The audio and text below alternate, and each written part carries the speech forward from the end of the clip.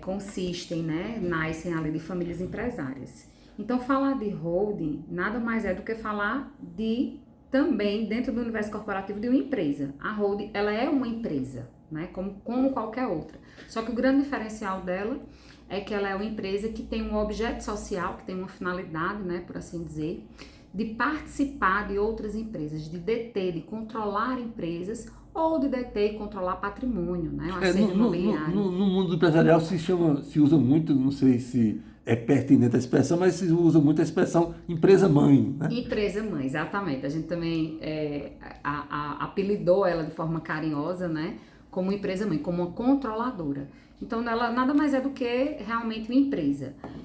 Eu acho também que é pertinente, né, a gente falar que ao contrário de como muitas vezes é divulgado, né, a expressão acaba sendo até um pouco, vamos dizer assim, prostituída em que sentido? Porque ela é muito vendida como o milagre, como a solução de todas as coisas, e não, ela não é isso, né? Ela vem sim, ela tem esse objetivo muito claro de promover uma maior organização da estrutura daquela família empresária, né? De que forma? Separando sempre a operação do patrimônio, né? Uma forma assim basilar de organização, onde a gente diz que a galinha não pode estar com os ovos, né? Então a operação seria essa galinha e os ovos seriam realmente o patrimônio advindo dessa operação.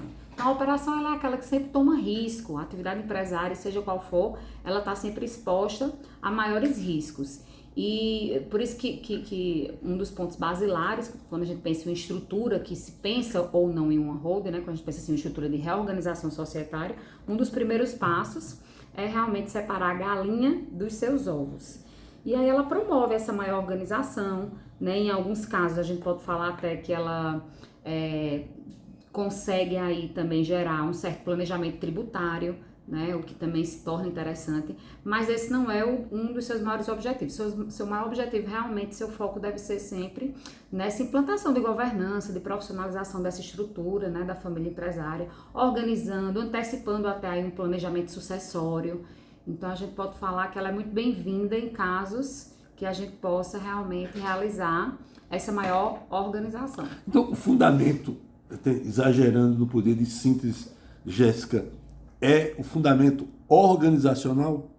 Sim, ela tem o maior objetivo dela seria sim promover essa organização, né, trazendo maior profissionalização para aquela estrutura empresária.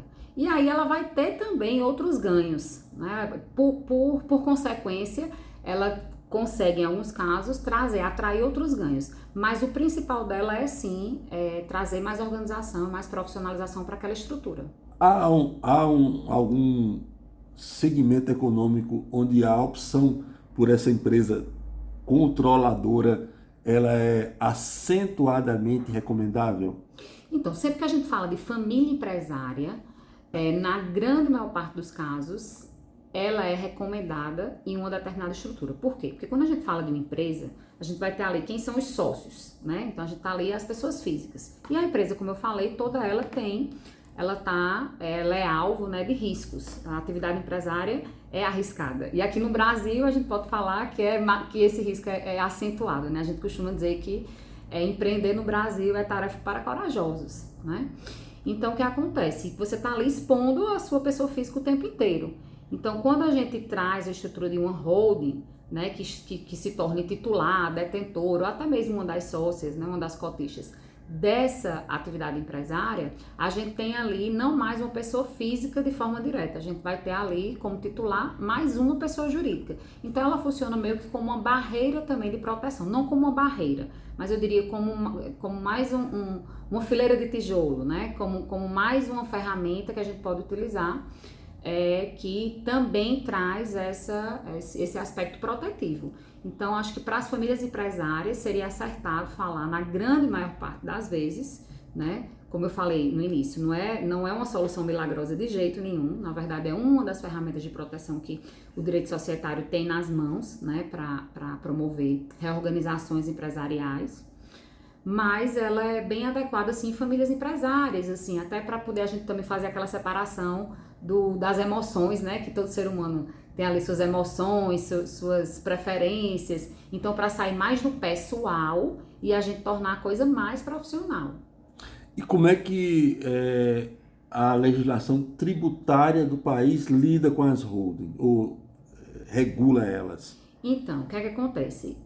Hoje, assim, a holding, ela é, como eu falei, né, no início, ela é uma empresa, né? Na verdade, é o CNAE, existe o CNAE, o objeto social de holding. Então, ela é uma empresa como qualquer outra, ela é aberta como qualquer outra, existe um contrato social de abertura, dependendo do tipo societário, vai ser um estatuto. Ela vai passar pela junta daquela região da mesma forma, então lá é aberta a empresa. Então o que é que eu costumo dizer? Por isso que não tem milagre nenhum em uma holding, né? Como as pessoas costumam vender. Na verdade, é como ela é operada. Aí é que é o grande, vamos dizer assim, o grande mistério, né? Que é o grande segredo de fazer aquela estrutura realmente ser segura. É a forma que ela está sendo operada, a forma que ela está sendo manuseada. O que é que eu quero dizer com isso? É perfeitamente legal, admitida na legislação brasileira, deve ser usada, mas deve ser usada como tudo da forma adequada, da forma correta.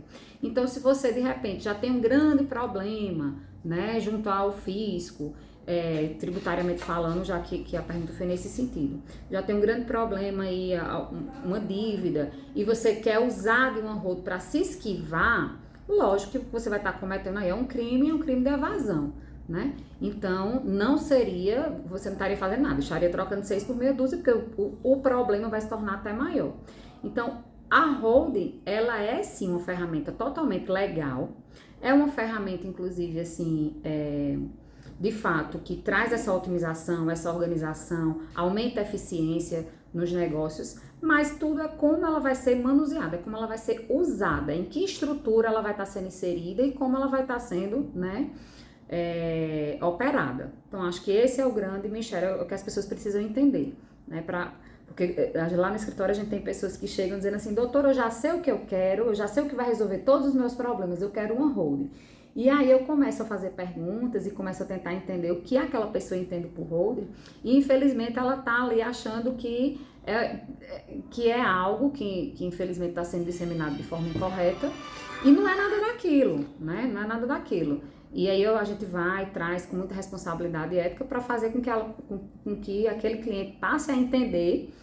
E muitas das vezes a gente nem utiliza holding na estrutura, porque uma simples revisão bem feita no contrato social, deixando ele seguro, deixando realmente ele amarrado como deve estar, com as cláusulas de segurança assertiva, resolve o problema dela. Já outras famílias, né, outros clientes, não, a gente realmente vê que há necessidade da gente ter ali uma holding patrimonial, uma operacional, às vezes a necessidade daquele empresário é realmente já promover o planejamento sucessório, ele quer antecipar a sucessão, quer deixar organizado para os filhos, então a gente vê que é adequado realmente uma holding. Então assim, a análise da holding vai depender muito de cada caso, a gente precisa entender cada necessidade.